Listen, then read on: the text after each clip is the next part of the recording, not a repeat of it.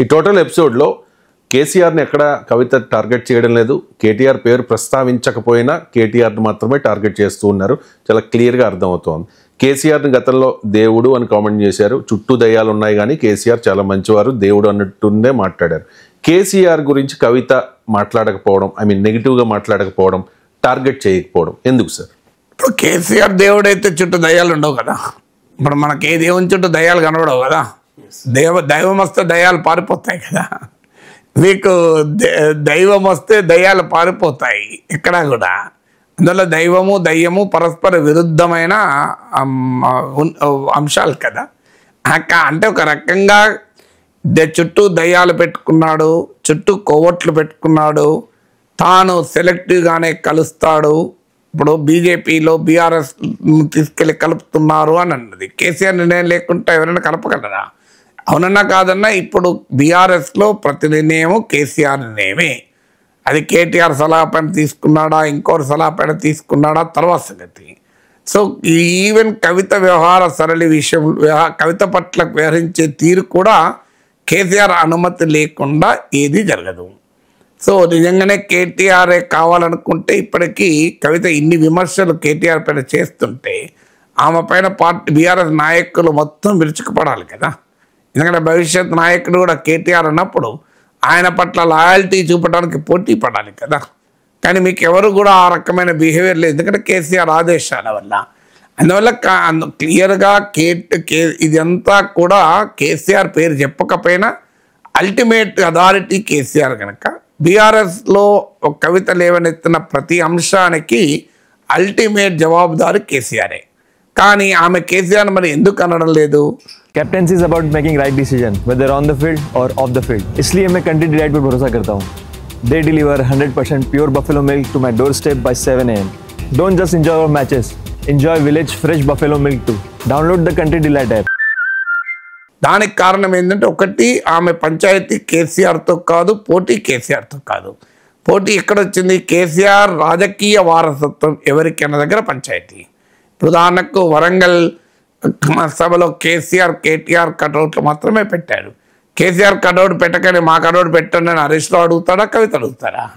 Even Harish Rao కూడా అనేక సందర్భాల్లో చెప్పింది ఏంటి, కేసీఆర్ మా నాయకుడు నేను కేసీఆర్ ఏది ఆదేశిస్తే అది చేస్తాను అని అనేకసార్లు చెప్పాడు. సో అందువల్ల కేసీఆర్ నాయకత్వాన్ని కవిత కాదు, కేటీఆర్ కాదు, హరీష్ రావు కాదు, ఎవరు కుటుంబంలో ప్రశ్నించలేరు. ప్రశ్నిస్తే పార్టీలు అంగీకరించదు, తెలంగాణ సమాజం అంగీకరించదు. ఎందుకంటే ఇది ఎన్టీ రామారావు పైన చంద్రబాబు నాయుడు తిరుగుబాటు కాదు. అక్కడ మనకు ఆడ లక్ష్మీ పార్వతి ఫ్యాక్టర్ రావడం వల్ల అది కొత్త టర్న్ తీసుకుంది. అందువల్ల ఇది కేసీఆర్ పైన కవిత కానీ ఇంకెవరైనా తిరుగుబాటు చేసి పార్టీలోనూ ప్రజల్లోనూ పేరు తెచ్చుకునే అవకాశమే లేదు. అందువల్ల ఇప్పుడు కేసీఆర్ని టార్గెట్ చేస్తే కవిత రాజకీయ అస్తిత్వము ప్రమాదంలో పడుతుంది. ఎందుకంటే కవిత వెనకాల ఎవరు రావాలి? బీజేపీ కార్యకర్తలు రారు, బీజేపీ ఓటర్లు రారు, కాంగ్రెస్ ఓటర్లు వస్తారా? రారు. ఆమె వెనకాల వచ్చే ఓటర్లు ఎవరు? ఆమె వెనకాల వచ్చే ఓటర్లు బీఆర్ఎస్ అభిమానులు, కేసీఆర్ అభిమానులే. అందువల్ల కేసీఆర్ అనే ఒక రకంగా టైటానిక్ లీడర్ అండి బీఆర్ఎస్కు. సో అలాంటి ఆయనను అటాక్ చేస్తే కవితకు లాభం కాదు, నష్టం ఎక్కువ ఉంటుంది. అవసరం కూడా ఆమెకు లేదు కదా. ఇప్పుడు కేసీఆర్ ఉండగా ఆ పదవి ఎవరు అడుగుతలేరు. చర్చల్లా కేసీఆర్ ఆ పదవి వదిలినప్పుడు ఆ సీటు ఎవరికి అనేది కదా పంచాయతీ. సో ఆ పదవి వదిలినప్పుడు ఆ సీటు కొరకు పోటీ పడేది కేటీఆర్తో పోటీ పడేది కవిత. ఎందుకంటే ఆ సీటు కేటీఆర్కే అని కేసీఆర్ ఒక రకంగా వర్కింగ్ ప్రెసిడెంట్ చేసినప్పుడు, క్యాబినెట్లో రెండవ పొజిషన్, దాదాపు అప్రకటిత రెండవ పొజిషన్ ఇచ్చినప్పుడు స్పష్టం చేశారు కూడా. మధ్యలో అనేక సందర్భాల్లో కేటీఆర్ ముఖ్యమంత్రి అని అనేక మంది బీఆర్ఎస్ నాయకులు కూడా మాట్లాడారు. ఇక్కడ ఇంట్రెస్టింగ్ ఏంటంటే రవిశంకర్ గారు, కవిత ఆ సందర్భంలో ఎప్పుడూ కామెంట్ చేయలేదు. మీకు క్యాబినెట్లో రెండవ పొజిషన్ కేటీఆర్కి ఇస్తున్నా కవిత మాట్లాడలేదు, వర్కింగ్ ప్రెసిడెంట్ చేసినప్పుడు మాట్లాడలేదు, బీఆర్ఎస్ నాయకులు అనేక మంది భవిష్యత్ సీఎం కేటీఆర్ అని అన్నప్పుడు మాట్లాడలేదు. అవన్నీ కేసీఆర్ అనుమతి లేకుండా జరిగాయా? కేసీఆర్ అనుమతి లేకుండానే ఆ నాయకులు మాట్లాడారా? సో అందువల్ల ఇవన్నీ పరిణామాలు యొక్క లాజికల్ కల్మినేషన్ వరంగల్ సభలో కేసీఆర్ ఓన్లీ కేటీఆర్ కట్అవుట్ మాత్రమే అనుమతించి తనతో పాటు ఒక బిగ్ పొలిటికల్ స్టేట్మెంట్ ఇచ్చారు. సో ఈ ప్రాసెస్ యొక్క కల్మినేషన్ ఇది. కల్మినేషన్ అప్పుడు కవిత రియాక్ట్ అయ్యారు. అంతకుముందు రియాక్ట్ కాలేదు ఎప్పుడు కూడా. సో అంతకుముందు రియాక్ట్ అయ్యి ఉండి ఇప్పుడు రియాక్ట్ కాక ఇప్పుడు ఎందుకు రియాక్ట్ అయ్యారని క్వశ్చన్ వస్తుంది. అందువల్ల కేసీఆర్ పైన మాట్లాడకపోవడం కూడా వ్యూహాత్మకమే. ఎందుకంటే తన పంచాయతీ కేటీఆర్తో తన పంచాయతీ తండ్రి వారసత్వంలో కొడుకే కాదు కూతురుకు కూడా వాట ఉంటుందని ఇవాళ చిట్చాట్లో కూడా ఆమె మాట్లాడిన దాంట్లో క్లియర్గా ఆడబిడ్డపై పడతారా అంటూ ఆడపడుచు సెంటిమెంట్ను కూడా పండించారు కవిత. సో అందువల్ల ఆమె కేసీఆర్ని పైన వ్యూహాత్మకంగా కూడా కేసీఆర్ని ఏమీ అనే అవకాశం లేదు.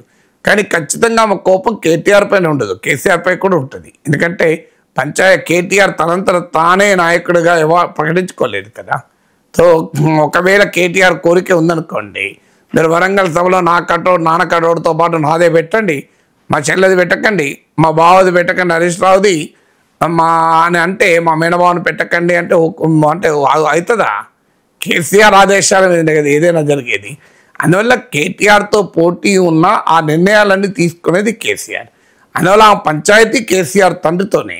కానీ తండ్రితో పంచాయతీని సమాజం అంగీకరించదు, పార్టీ అంగీకరించదు కనుక తన పంచాయతీ తండ్రి వారసత్వం గురించి కనుక ఇప్పుడు కేటీఆర్ను టార్గెట్ చేస్తూ మాట్లాడుతున్నారు.